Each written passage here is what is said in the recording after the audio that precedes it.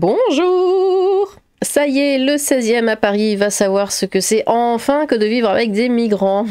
Le 51 du boulevard Exelmans à Paris fut jusqu'à il y a quelques années une caserne de pompiers. Le bail amphithéotique accordé par la mairie de Paris ayant expiré, celle-ci a catégoriquement refusé de le renouveler, prétextant des travaux onéreux pour remettre en état le bâtiment. Bon, les pompiers ont donc été sommés de déguerpir.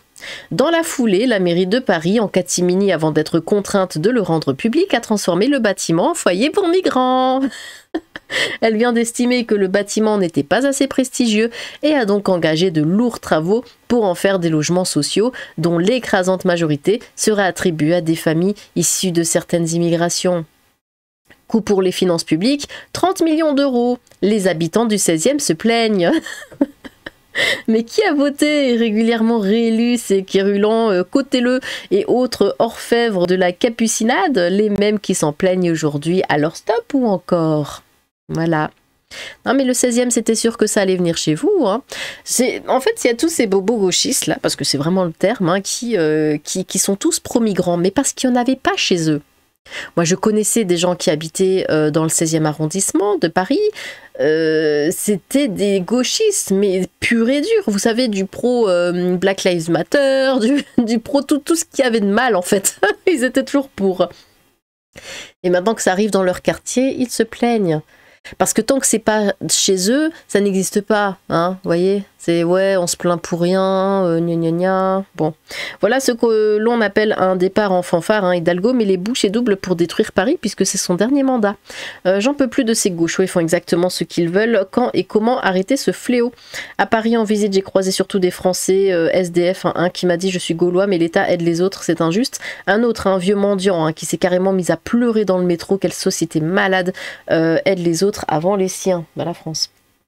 Le 16 à ce qu'il mérite, tous ces boomers abrutis là qui ont voté Macron, mais bien sûr.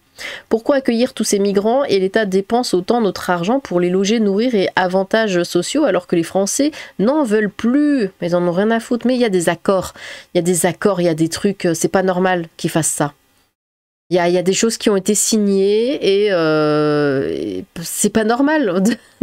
Enfin, personne ne veut détruire son pays au bout d'un moment. Je suis sûre qu'il y a certains accords, ils ne peuvent pas revenir dessus et du coup, on vit ça. Parce que vraiment, je vois pas ce que ça pourrait être d'autre. Aujourd'hui, une maman et ses 2 enfants étaient logés à l'hôtel, certainement trop blanche pour émouvoir les services sociaux de la ville de Paris. Il n'est pas bon d'être blanc. Ce quartier ne vote pas du tout à gauche et subit depuis des années des bras de fer avec la mairie de Paris qui s'acharne délibérément. Autre cas, HLM Porte d'Auteuil et HLM dans Beaux Immeubles 16e Sud. Cher monsieur Messia, la richesse de votre vocabulaire n'a de cesse de surprendre et me permet d'enrichir le mien. Notez toutefois que certains mots ne sont pas faciles à replacer en société. Notez également, on s'en fout. Arrêtez de dire que les Parisiens ont mal voté. À Paris, ce n'est pas un vote au suffrage universel comme dans le reste de la France. C'est un vote en 2 tiers tours et au final... ou alors en 2-3 tours, et au final, le maire est élu par 163 conseillers désignés par les autres arrondissements. Oui, enfin, tu parles avec ces bobos parisiens, ils sont tous de gauche, ils sont tous pro-migrants, faut arrêter le délire. Capucinade, discours de morale ennuyeux, je me coucherai moins ignorant. Le 16e n'a jamais voté à gauche ni écolo, et c'est bien pour cela qu'il est ainsi traité par la majorité municipale actuelle. Les abrutis du 16e ont élu Hidalgo et voté en masse pour Macron. Les Parisiens ont placé la Hidalgo là où elle n'aurait jamais dû être, il faut qu'ils assument. Anne Hidalgo a vraiment transformé Paris en une poubelle. Plus tard, vous serez sévèrement jugé par les historiens. Oui, la dernière fois que je suis allée à Paris, c'était dégueulasse. C'était dégueulasse, mais vraiment, des poubelles partout, des tacs partout, le sol crade, c'est immonde, c'est immonde. Franchement, elle croit que les pompiers ne sont pas utiles et ils sont obligatoires dans la ville, souvenez-vous de LA.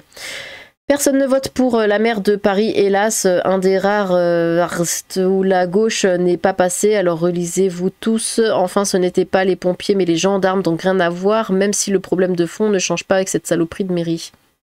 des familles. Mais non, mon pauvre Jean, ça va être des hommes mineurs de 17 à 40 ans qui cherchent à en découdre, c'est tout. Bah oui, oui, oui, bien sûr, ils vont tous venir avec leurs petites machettes, tout ça, tout ça.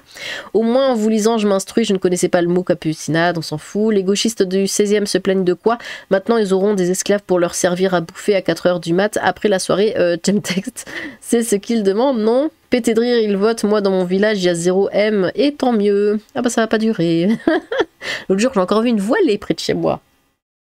Et pourtant, moi, je suis dans le trou du cul du village. Hein. Il y avait une voilée.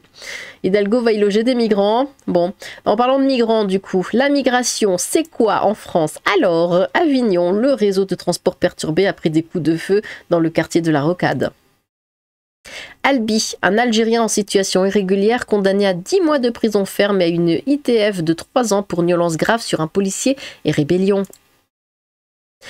Oui, tu peux cumuler 22 condamnations, ne pas respecter ton contrôle judiciaire, venir sous le coup d'un sursis en état de récidive, jusque dans un lycée menacer des élèves armés d'une machette et ressortir libre du tribunal. Ça s'appelle la France.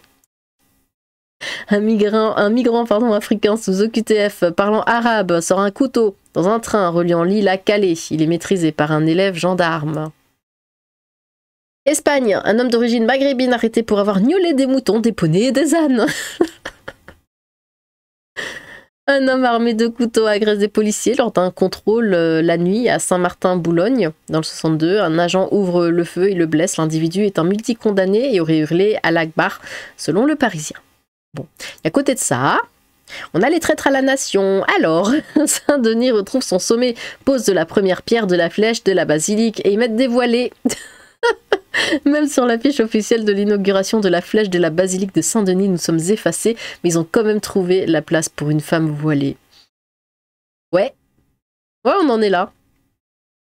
Tours, une église prise d'assaut par des collectifs pour des migrants et enfants à la rue. Le prêtre a dit non, peste un militant d'Utopia 56. Ils occupent maintenant la salle paroissiale, toujours sans autorisation. Alors moi j'ai demandé, j'ai fait bah oui, mais du coup pourquoi ils les mettent pas dans des mosquées? Parce que c'est leur religion. Donc ils devraient, enfin, les mosquées devraient accepter les leurs, non? Pourquoi les mettre dans des églises tout le temps? Parce que bientôt il n'y en aura plus, ils n'arrêtent pas de les brûler. Il n'y aura plus d'églises. Hein? Après, c'est une question comme ça, hein, j'en ai beaucoup, jamais de réponse. Mais... Lorient, alors, ah oui, alors ça c'est Camoulox. Hein. Préparez-vous. Un local, concentrez-vous. Un local du Parti Socialiste vandalisé par des antifas en marge d'une manifestation contre les violences d'extrême droite. Ils vandalisent en marge d'une manifestation contre les violences. Bon, c'est des antifas, après il faut pas leur en demander. Ouais, on est anti-violence, on va tout casser. Enfin, c'est vraiment... La violence dans nos rues est toujours de gauche, ah bah ça. Ça débute où désormais l'extrême droite, Raquel Garrido, Clémentine Autain, bah oui. Je suis un peu perdue, ça commence où l'extrême ultra-droite? Ouais, ça commence juste à... En fait, t'as l'extrême gauche, t'as la gauche, mais déjà au milieu de la gauche, je crois que tu commences déjà à être à droite. Hein. Et puis après, tout le reste, c'est de droite. Le PS avait oublié de leur régler la caution mensuelle, les préservant de toute attaque inopinée qu'on pourrait mettre sur le dos de l'extrême droite. Hein, c'est bien, Lorient rejoint Rennes, Nantes et Marseille. Ils commettent des violences pendant qu'ils manifestent contre les violences, j'ai bien compris? Oui, bravo aux antifas, pas de quartier pour les nanistes du Parti Socialiste. Hein. Super, tant qu'ils se tapent sur la gueule entre eux, ce n'est que du bonheur. Ils se bouffent entre eux maintenant et demain ce sera love to love hein, pour faire leur fameux barrage imaginaire. Hein. Bah oui. Voilà que les racailles de gauche se battent entre elles. Hein. Fini le ridicule NFP. Non mais je crois que maintenant, si t'es pas LFI, t'es droite en fait. Hein. Je crois que le curseur il est allé vachement à gauche.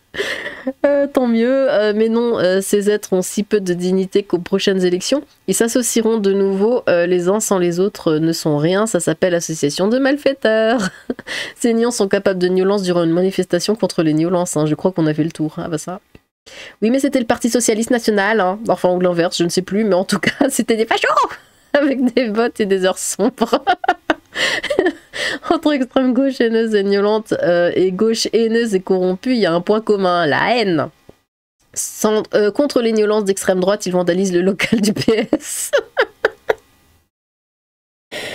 Oh mon dieu, ah non mais cette info est géniale, hein. Elle est vraiment géniale. Donc l'extrême gauche commet de vraies violences contre les violences d'extrême droite fictives. Et en plus en tapant sur des locaux de gauche. Quand le... je vais y arriver. Quand l'équilibre a un chiffre manifeste, c'est fascinant. Ça concerne tout ce qui est à droite de Mélenchon. Bah oui, c'est ça. Enfin, ça confirme. Tout ce qui est à droite de Mélenchon et d'extrême droite, hein, oui. Il ne va plus rester grand monde à gauche. Hein. Là, c'est ça. La gauche, c'est LFI. Tout le reste, c'est des fachos. Ils ont eu peur de leur reflet dans la glace de la vitrine. Les gauchistes, ils ont tout détruit. Maintenant, ils s'autodétruisent. C'est fascinant. Comme quoi, hein, lécher les babouches de Doriochon, quoi, et se vautrer dans l'an. Ce n'est toujours pas suffisant aux yeux de ses adeptes. Tu dis qu'on est violent, mais si on avait ton adresse, et ben là, on a l'adresse. Allons-y, les gars. D'accord. Totalement lunaire, hein, qu'ils se bouffent tous entre eux. D'ailleurs, en parlant d'adresse, il y a Rima Hassan qui a posté. Alors, attendez que je vous montre. C'est quand même dingue. J'ai vu que c'était... Attendez voir, parce que je l'avais retweeté.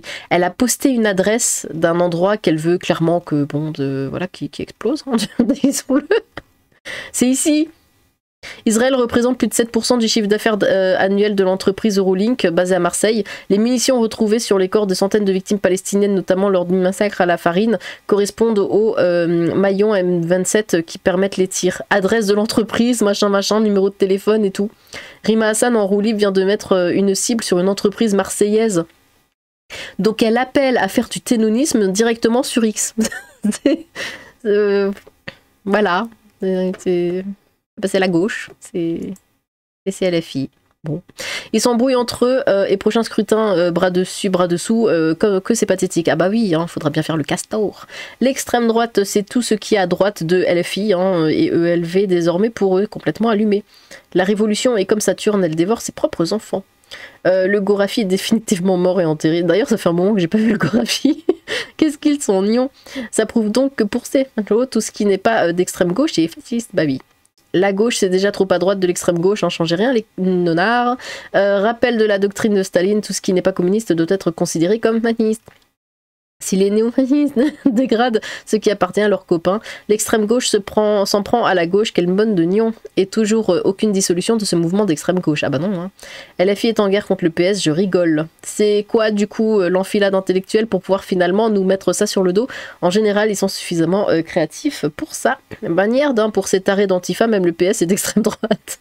Ça y est, le PS est pas chaud. Et l'extrême gauche, c'est pour quand ils vont bientôt se bouffer eux-mêmes. Bah bien sûr, bien sûr. Mais c'est vrai. Oui, c'est complètement ça. C'est vraiment incroyable ce qui se passe. Enfin bon, non mais après il faut en rire. Hein. Faut en rire, sinon on se tire une balle, c'est pas possible. Bon, eh bien, n'hésitez pas dans les commentaires. Voilà, dites-moi tout ce que ça vous inspire. Ce que je vous ai montré là, tous les tweets, c'est que ces derniers jours. Hein. Je vous assure, c'était que ces derniers jours. Et on est début mars, écoutez. Hein. Bon, au moins, moi, je vais pouvoir en sortir des vidéos, c'est sympa. Eh bien, n'hésitez pas à vous exprimer dans les commentaires. J'ai hâte de vous lire. Sur ce, tchou!